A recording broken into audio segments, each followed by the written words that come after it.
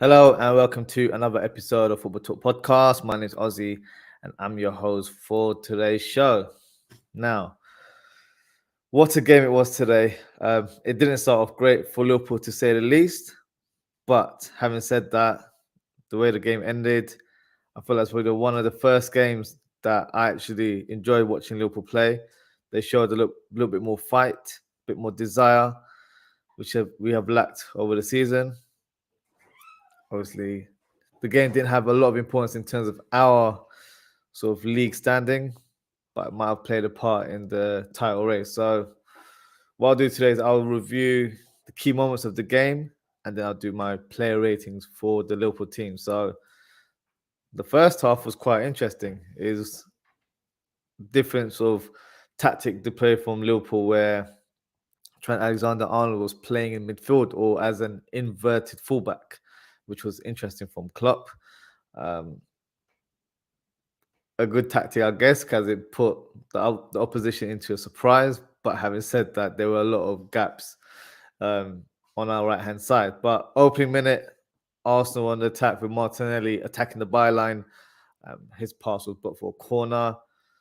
After that corner, Liverpool hit Arsenal on a counter-attack as Salah attacks the right wing, but that was blocked and cleared by the Arsenal defence. The goal, unfortunately, 7th minute, Arsenal take the lead and a very, very soft goal to concede. Saka drives the ball from the right-hand side.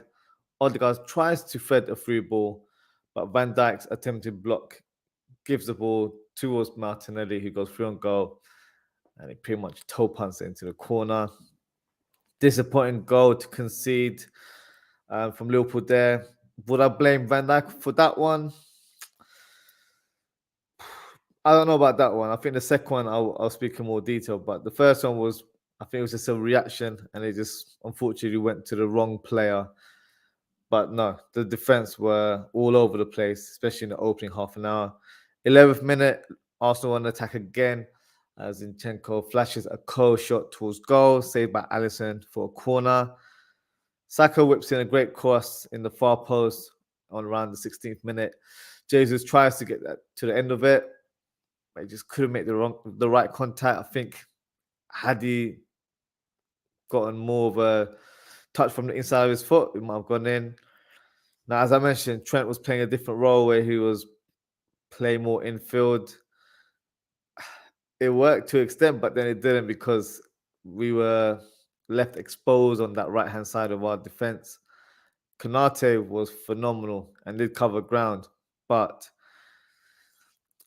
for me personally, I mentioned this on Twitter, so if you follow me, you've probably seen this, that I feel like it might be time to play Trent in a more traditional midfield role rather than an inverted fullback position. I just feel like he's more suited for that role. I'll speak about this in more detail. So I'm planning on doing some content next week where I'll go into it in more detail. So yeah, stay tuned on that one. But we can talk about that in more thorough discussion. But back to the game. Yeah. 19th minute.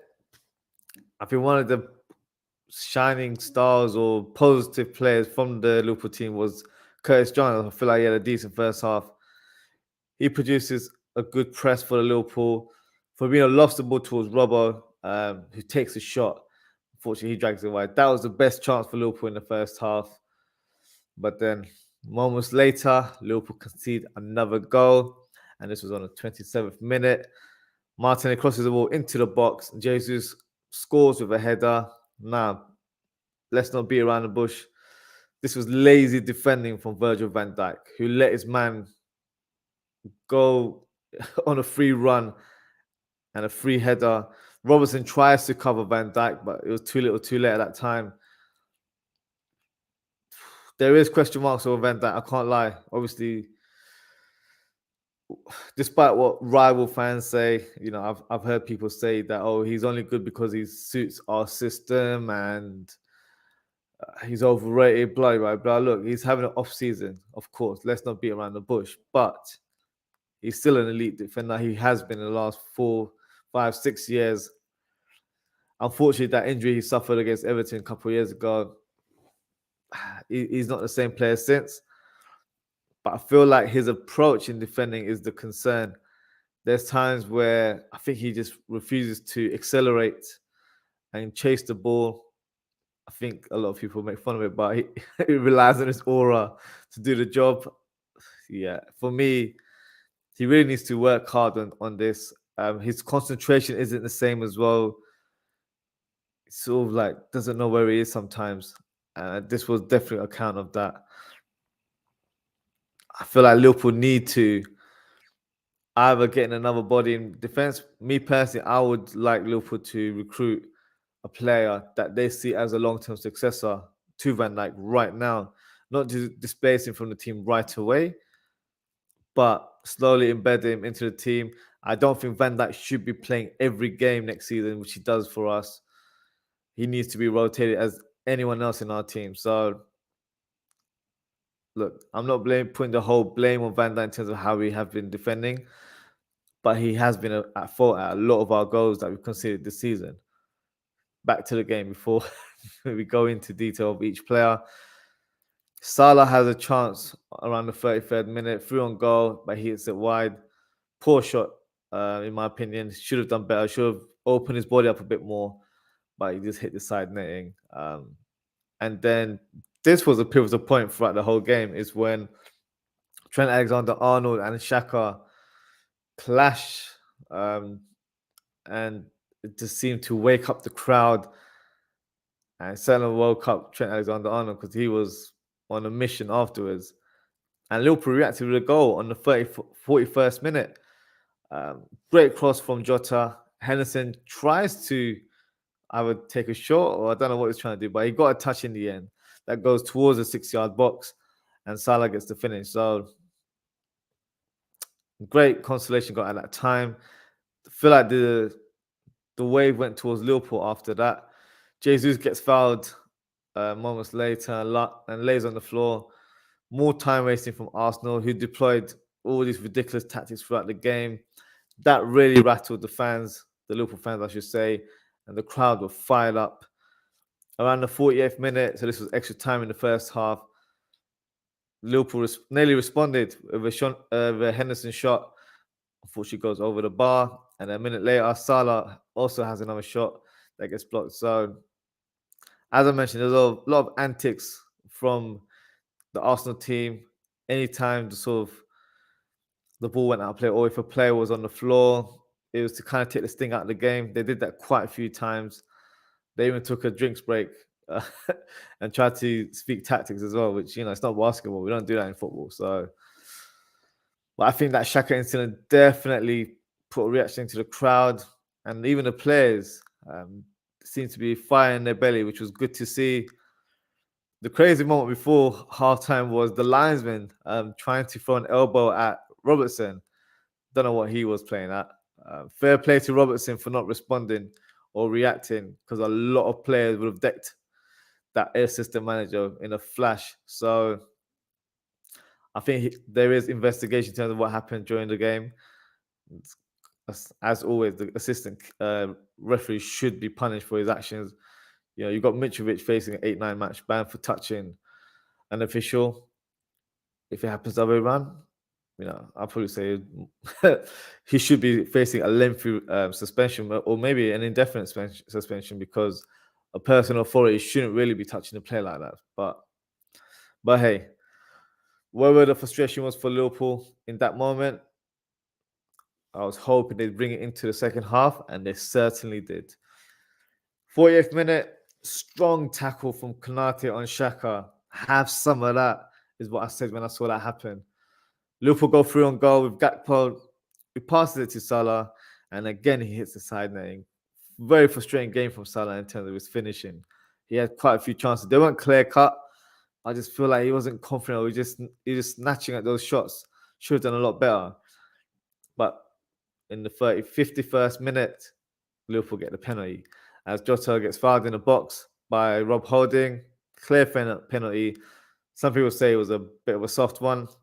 If you make that contact and you don't get the ball, you know what's going to happen. So, 53rd minute, Salah steps up and he hits it wide. I thought he hit the post initially, but when I saw the replay, awful penalty. we have to put it in the air now. Should Salah be the penalty taker? He's missed two on the bounce. I don't know. He doesn't look confident in front of goal. The question is, who would you place to be the primary penalty taker? Obviously, if Milner was playing, then he would be. But in terms of our starting lineup, Fabinho has a great record. I don't think he's missed one when he was at Monaco. So maybe someone like that should start taking it. A bit more reliability in front of goal. Yeah, poor penalty to not convert. 56th minute, Robbo bombs down the left and hits across. That arrives to Salah, who shoots towards goal. Great save by Ramsdale. Ramsdale was on fire in the last half an hour, making all sorts of saves. And around the hour mark, Nunes and Thiago come on for Jones and Jota. To be fair, I feel like Jones had a decent game. Jota, on the other hand, had an average one. Liverpool had a lot of possession in like the next 10 minutes. Odegaard flashes a shot for Arsenal around the 73rd minute. And then Senor comes on. Bobby Firmino for Fabinho around the 77th minute. Switch of formation, 4-2-3-1. And yeah, 80th minute, Nunes was through on goal. He just couldn't apply a composed finish one-on-one with the keeper. And then Salah keeps hitting the side net again. Probably like the third or fourth time he's done that today. 84th minute, Gabriel heads it straight at Alisson from a corner. That was a big chance. That could have been a match winner for Arsenal there. But on the 86th minute, Bobby Firmino. What a goal. What a header from him. And he loves a goal against the Gunners. I believe that's his 11th goal since he's been a Liverpool player. So great stat there. Lovely finish from him. Yeah, that was a goal I definitely enjoyed. And the 89th minute, Tierney has a crack on goal, goes wide, as well as Trent Alexander-Arnold. And I would say last few minutes, you're thinking, oh, it's 2-2. Who's going to have the edge? It was nearly Liverpool, to be fair. Ramsdale produced a fantastic save in the 94th minute. Fingertip save from Salah's curling shot. But then in the 96th minute, Konate has a chance to grab the winner.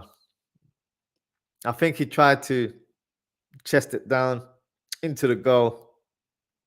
I don't know. Should have maybe hit it. I don't know. Should have just used a different technique. There was no power in that at all. And then Ramsdale saves it on the line. And then actually, in that same moment, Salah gets fouled. I think it was by Gabriel. Definite penalty shot. I'm not saying it was a stonewall penalty. But hey, look, if it was Harry Kane, he might have gotten a penalty there. Biased aside, you know, it happens to some players. It might have been soft, but he did get fouled. There was no contact on the ball. But yeah, we could have nicked the winner there. So overall, in shape of the whole game, I'm pleased that we got the point. I'm more pleased of the performance that we produced, especially in the second half. I can't lie, in the first half an hour, I thought Arsenal were going to walk through Liverpool. They probably should have killed the game in the first half. They did have chances. I think it was 3-0, 4-0 before half time. It would have been a different outcome altogether. That Xhaka moment where he stepped up to Trent Alexander-Arnold was literally a turning point, and a switch flipped for Liverpool. The fans were passionate, really, really into the game. The players as well, you can see they were so much more aggressive in their play. Now, I don't agree with the notion that some people have said that Liverpool players, they choose when to kind of turn up in certain games. For me, it's been a mentality issue with this team. When they're low on confidence, it doesn't. I feel like it's kind of like a old school boxer. So I'm going to use boxing as an analogy, where some boxers, when they get hit, they react, and that's how they perform. Or some boxers like to set the pace. Liverpool react on that basis. We're not really setting the pace anymore, which we normally do. But yeah, for us, it's just one of those games where we needed a reaction, and I think it came from that Xhaka challenge, and it was a positive one. So hopefully we can take that into games going forward.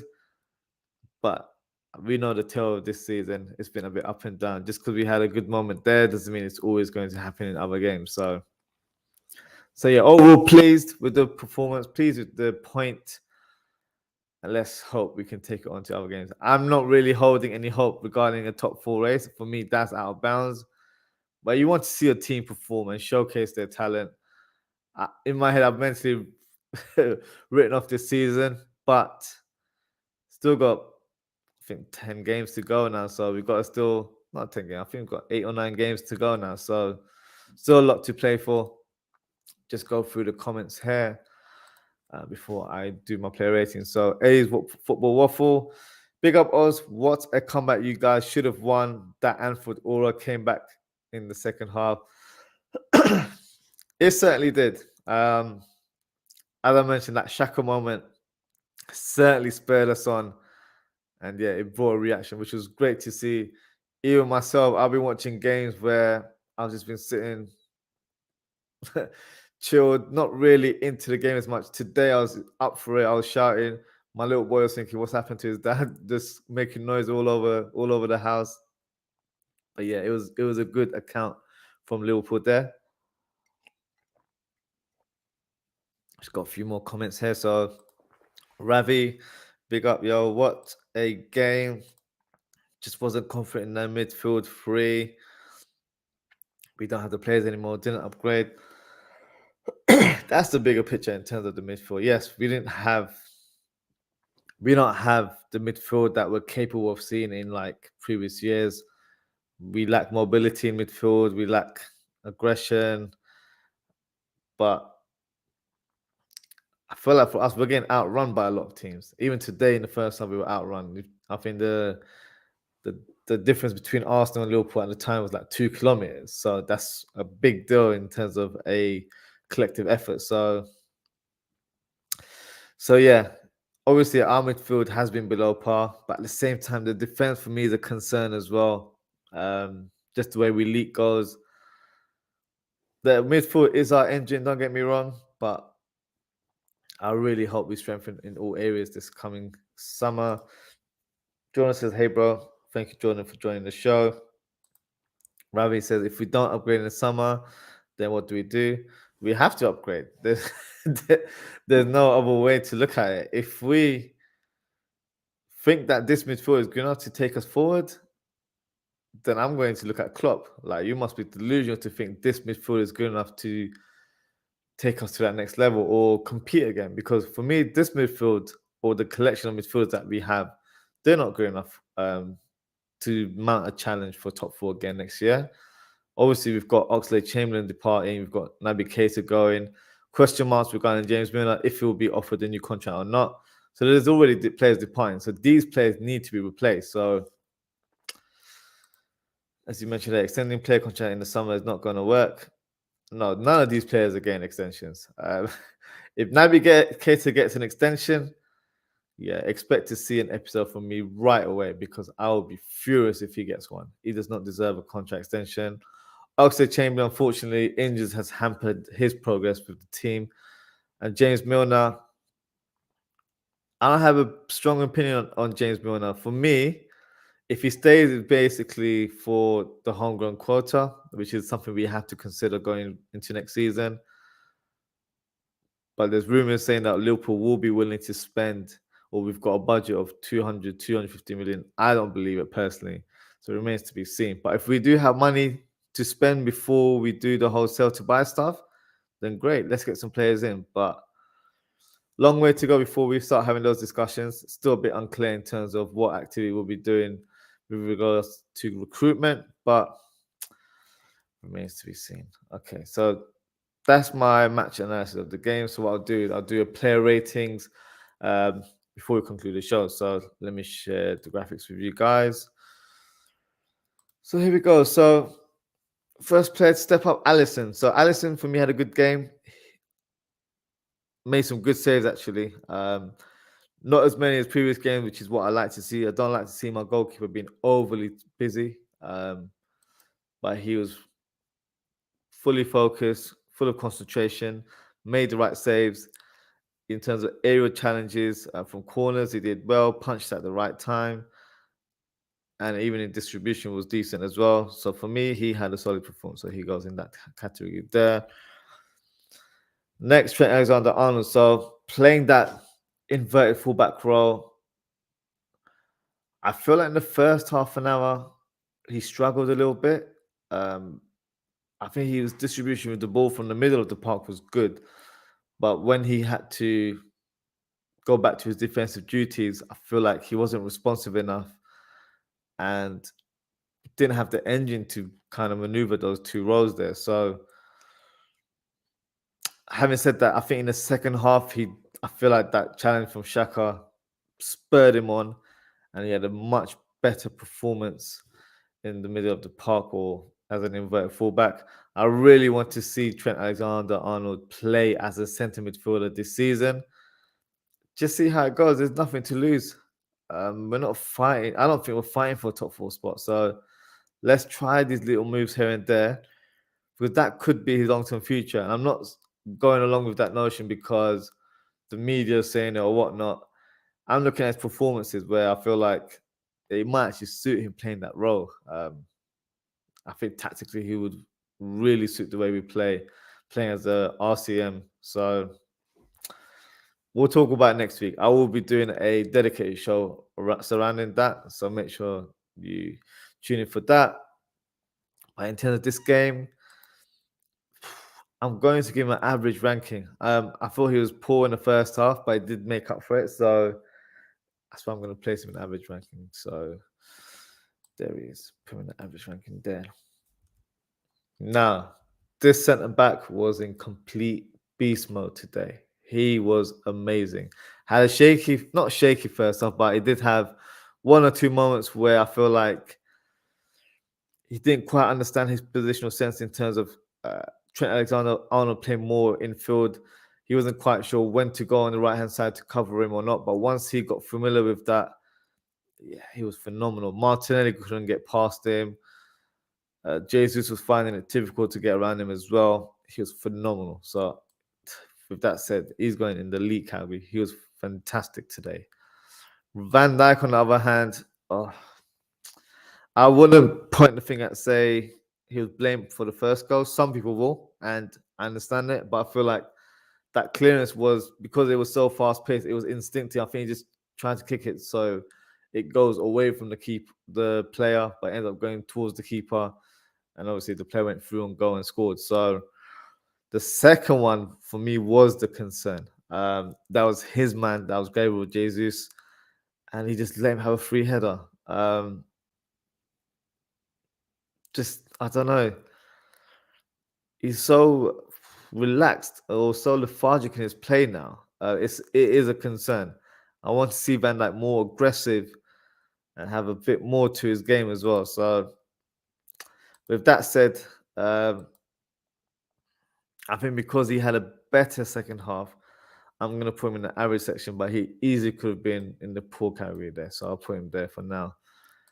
Robertson, for me, yeah, there were quite a few. I think first half of that, the whole team were abysmal, to be fair. So I think once the assistant referee gave him that little elbow at the halftime whistle, I think that spurred him on. So it worked, I guess. And he was much better on the ball in the second half. He was bombing down the left-hand side. Before, he'd look a bit more shaky or a bit more nervous to do that.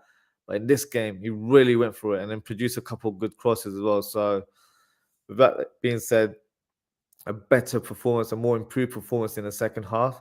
So I'm going to go and place him in the average section. So there he is. Jones. So Jones only played an hour of this game, but I think whatever he produced, I was actually quite pleased with what he performed. Tidy on the ball. Normally he holds the ball a bit too long or has too many touches. Today he was a bit more efficient in his play. Still had moments where I feel like he didn't show that game intelligence where he had the ball and he tried to dribble around 2-3 players where he could have played a more simple pass. So that's area of his game that he needs to improve. But I'll give him the benefit. I think he had a solid performance. Probably his better performance for Liverpool this season.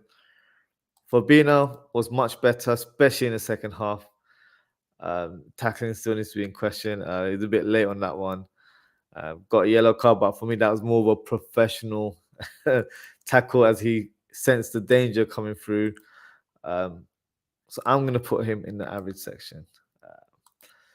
Henderson, a much better performance from last game against Chelsea. He was awful. So better performance from him. I feel like with Henderson, and I said this in the last episode as well, I feel like he has to be playing as a number 6 now. I don't see him as a number 8. When he's in the final third, he seems so nervous. He seems to just pass it back.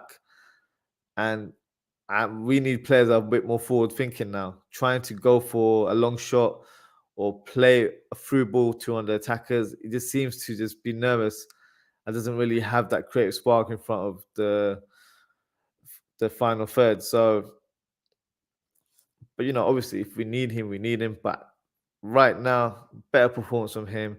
Long term should be a number 6 in my opinion, or backup number 6. So I'm going to place him in the average performance there. Now, in terms of the attackers, so Salah is such a weird one to analyze because he had a lot of chances, kept on hitting the side netting. I think he had hit like 3-4 times, but he was the only attacker that really looked like he was up for it today, or like he was going to score. But he also missed a penalty, but he also scored a goal. So he had a mixed afternoon, to say the least. But because I think he was the only player that did well, I'm just going to give him the benefit that I feel like he had a solid performance. Despite that penalty miss, this might be a higher ranking than some would say.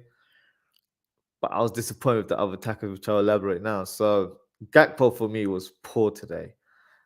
I don't remember him doing much at all. He drifted on the left-hand side, tried to be a bit more effective with his crossing, but it just wasn't. I don't know. He just didn't do much for me today. And then when Bobby Firmino came on, you can just see there were levels apart. For Firmino, he's older, so he probably doesn't have that same engine anymore. He was tracking back, making tackles, making things happen. Gakpo wasn't really doing that today, so I'm putting him in the poor section. And Jota as well played a part in the first goal. So I'm gonna put him in the average section. I would have placed him in the poor section had he not been involved in that setup. But yeah, he had a quiet one as well. He wasn't really effective. Didn't really go for any goal chances at all in front of goal. Yeah, he's going through the motions right now. It's been a year since he scored a goal. So yeah, hopefully he gets a goal. Maybe that'll give him some confidence in front of goal. But right now he's not really attacking the 6-yard box as much as he should do. So area for him to improve on. And there's the subs that came on. Nunes came on, played on the left-hand side. I want to see more central. Certain games, yes, I understand. You've got to utilize certain players. But he doesn't look comfortable there, to say the least. When he attacks that channel, even him trying to cross the ball in or make a through ball across in the final third, he just doesn't have that creativity. So had a decent impact when he came on, so I'll put him in the average category. Thiago definitely for me turned up when he came on. You can see the level of play when he puts on the red shirt. So for me, he goes in the solid section. Definitely changed the game. We were more in control of the ball when he came on, which we've lacked as well. So he's certainly been missed, but I feel like he performed well.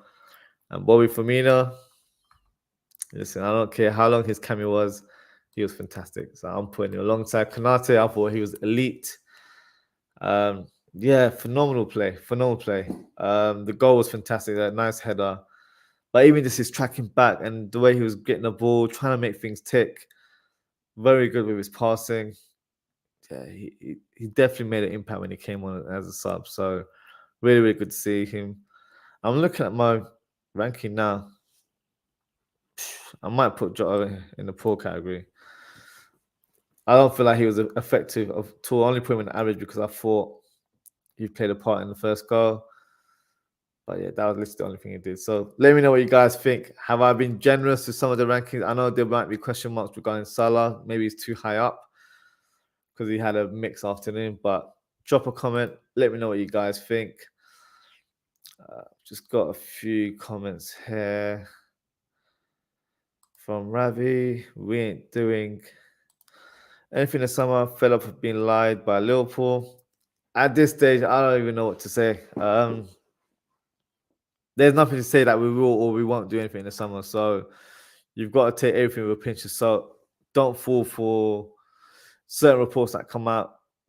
Some journalists will say we have a budget. Some say we won't. Look, just be patient. See what happens. Wait and see. No one knows. I don't care who the journalist is or whoever tells you that this is what's going on at the club. No one knows. That's the truth. So no point if kind of like feeling that emotion right now. Let the season conclude and then we'll take it from there. We ain't aggressive. We don't know how to be aggressive. We've lost it. We've lost that spark. We've lost that aggressive play in us. So that's something we need to rediscover. Robert needs to be dropped, but we know he wouldn't be. He's been dropped a couple of times for Tsimikas, but the thing is, Tsimikas is when he's given a chance to start, he hasn't performed. So recently he got the start against Chelsea and he was terrible. So what else can Klopp do? There's no other player that can play in that left back role. FSG and Klopp and the players just haven't got the hunger anymore. FSG don't want to spend money. That's their problem. Nothing to do with hunger with that one. Klopp, for me, has that hunger, but unfortunately, he's kind of got his hands tied behind his back as he's not been backed by the owners. So it goes both ways. At the same time, Klopp probably could have recruited a couple of midfielders last summer and probably thought, you know what, we've got enough numbers, we should be fine. So naivety in his part. But yeah. And Rabi's final comment says, I will believe it when it happens. At this stage, look, I'm not saying we will spend that money, but at the same time, I can't say we won't.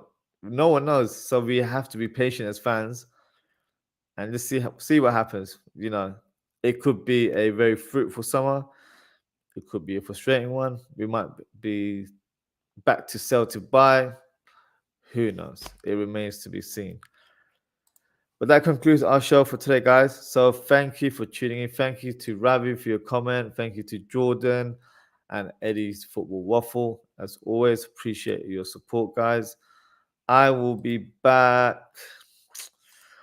I'll be back on Tuesday. I know it's past midnight now. So I'll be back tomorrow on Tuesday at 10 p.m. where I will be doing a match week review of match week 30 in the Premier League, all the big games. So I'll touch a little bit on this one, obviously, but there's other games that have taken place that have been the talking point, i.e. the Tottenham and Brighton games. So a lot to talk about in terms of other games that have happened over the weekend. And on Wednesday, I'll be doing the content I just mentioned earlier on regarding Trent Alexander-Arnold.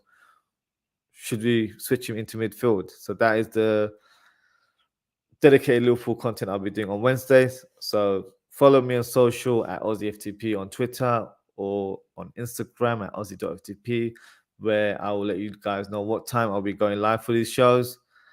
And if you haven't already, please don't forget to like, comment, and subscribe. As always, guys, take care, stay safe, and I hope to see you all very soon.